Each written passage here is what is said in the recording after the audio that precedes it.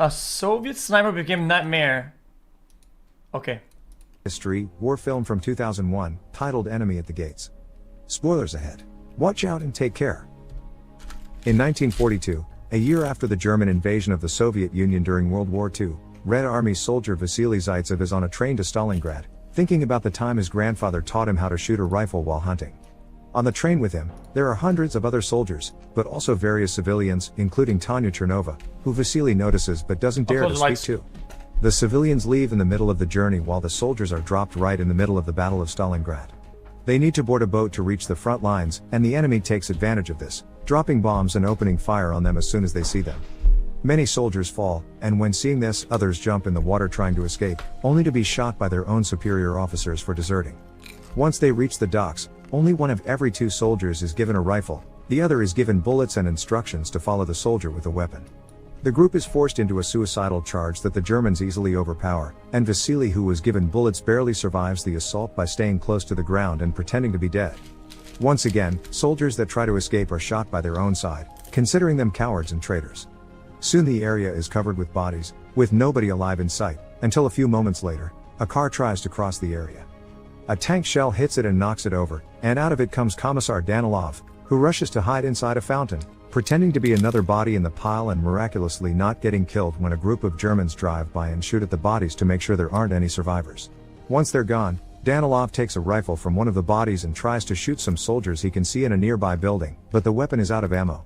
At that moment, Danilov discovers he actually isn't the only one alive in the fountain. Vasily has been hiding there as well, and he asks him for his rifle so he can load it with the bullets he was given when he arrived. Vasily also tells him he should wait for an explosion to shoot so they aren't discovered. But since Danilov is a political commissar, his experience with weapons is limited, so he lets Vasily have the rifle instead. As another car with soldiers arrives, Vasily moves behind a hole on the fountain wall, and as soon as he hears an explosion, he starts shooting each German one by one on the head with absolute efficiency. Hours later, once they have been rescued and taken back to headquarters, Danilov prints a series of pamphlets detailing Vasily's heroic feat. Many days later, Chairman Nikita Khrushchev arrives at Stalingrad to coordinate the defense of the city, since Stalingrad is a symbol of Stalin's power and they can't afford to lose it. Furious after hearing about yet another loss, he demands ideas from his subordinates on how to improve morale, but most of the soldiers just repeat the same ineffective tactics they've been using for years.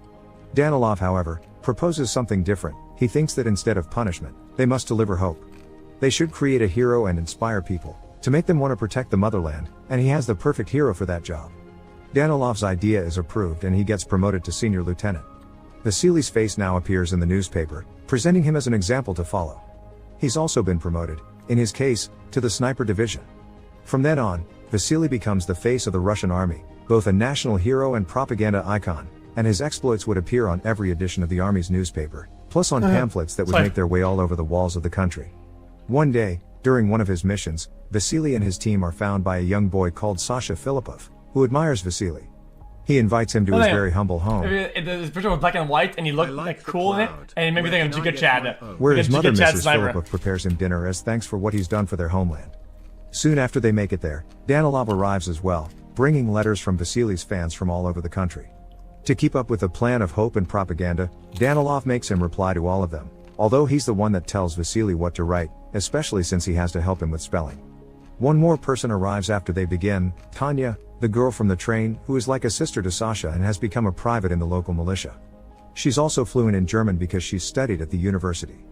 Danilov wants to recruit her because they need more soldiers that understand German, but Tanya would rather stay and fight, especially since the local militia are short on men. She changes her mind when Danilov explains how much she could help them by decoding Geram intel, and that he'll send 12 soldiers in exchange for every person that speaks German. Meanwhile, the German army is starting to suffer the toll Vasily and his team of snipers are causing in their ranks, so they summon German Major Erwin König, a renowned marksman and head of the German army sniper school at Saassen. He's tasked with killing Vasily, and König prepares a plan to make Vasily come to him instead of doing the chasing. Some hours later, Vasily is woken up from a nap by his team because there's some trouble in the department store sector.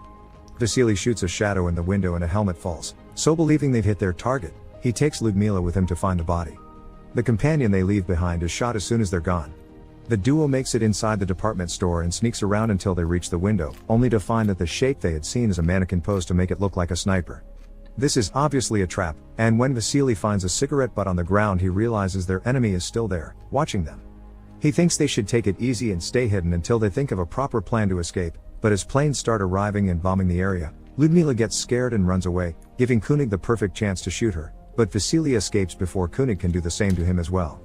Koenig returns to the hideout he's staying at and gets his shoes cleaned by Sasha, who pretends to be an innocent bystander but is passing Koenig information about Vasily in exchange for food so the Major will trust him and share information of his whereabouts in return. When the Red Army learns that the Germans are using Koenig, they bring over a former student of his, Kulikov, to teach Vasily how Koenig thinks and help him kill him. Before returning to the field, however, Vasily must attend a special party in his honor. After saying hello to Tanya, he's dragged by Khrushchev to see the journalists, answer questions, take pictures and look at a giant Stalin painting, because according to Khrushchev, he's always watching over his country. Seeing the painting makes Vasily think of the day his grandfather taught him to shoot again. It turns out he failed his first shot and that allowed the wolf to reach their horse and eat it.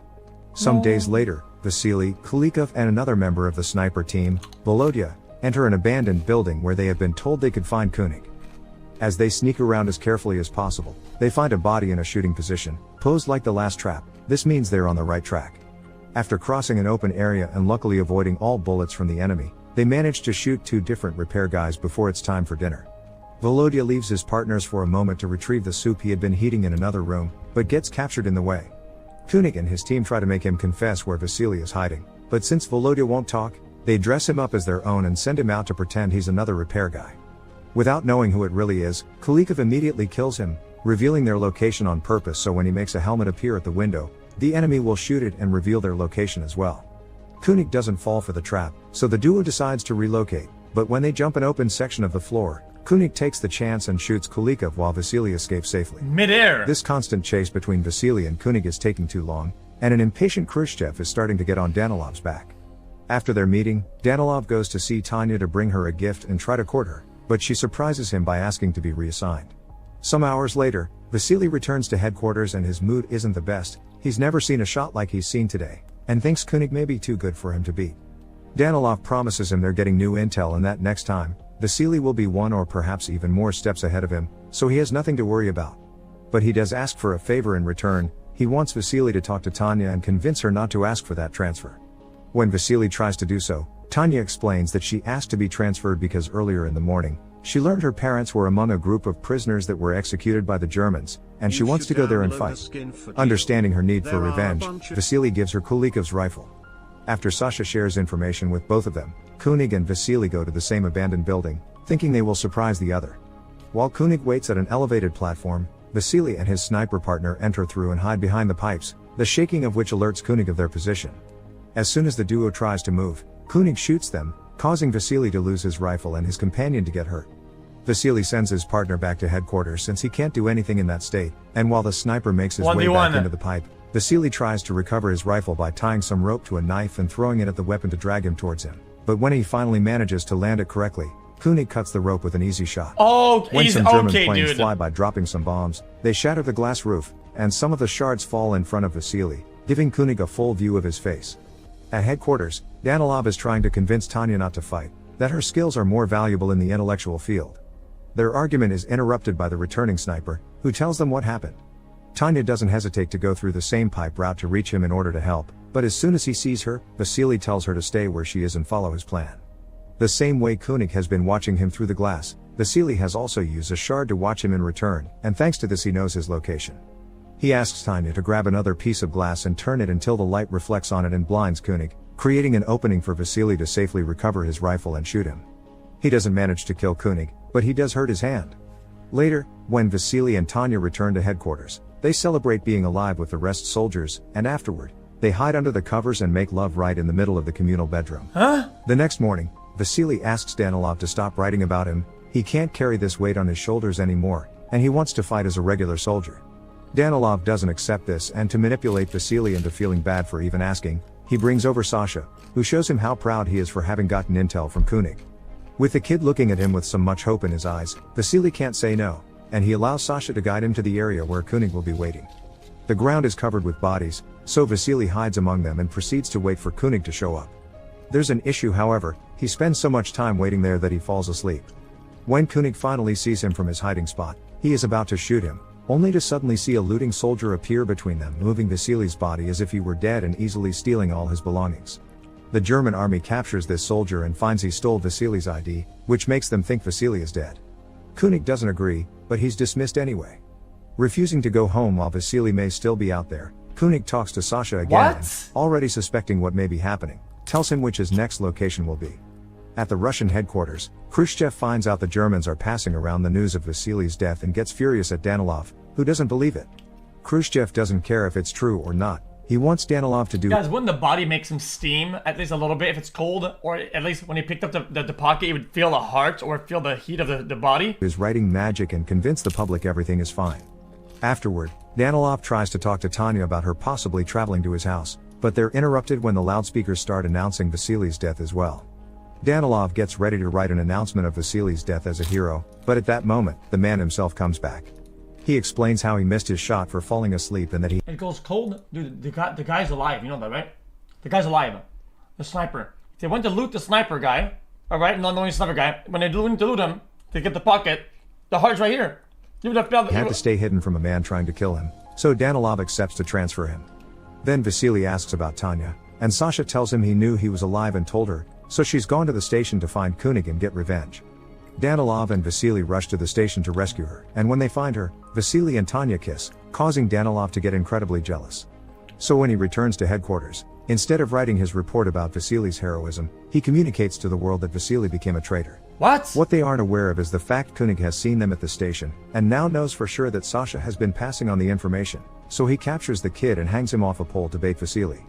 The one who almost falls for it when seeing the body though, it's Tanya, and she doesn't go after Koenig only because Vasily stops her, saying that's what he wants. They agree on a plan. While Vasily goes after him, Tanya asks Danilov for a favor and together they go to see Mrs. Filippov to get her out of the country with a special pass Danilov got for her. Mrs. Filippov doesn't want to leave without Sasha, but not to make her upset, instead of telling her Sasha died, they tell her he joined the Germans. Mrs. Filippov doesn't blame him for it if it means he's safe and accepts to leave with them. On the way to the boat, a bomb explodes near them, hurting Tanya. Danilov thinks she's died and leaves, but Mrs. Filippov doesn't give up and convinces a doctor to let Tanya board with her by showing her special pass and saying Tanya is her daughter. Vasily and Koenig are at a standoff in their respective hiding spots, not knowing where the other is.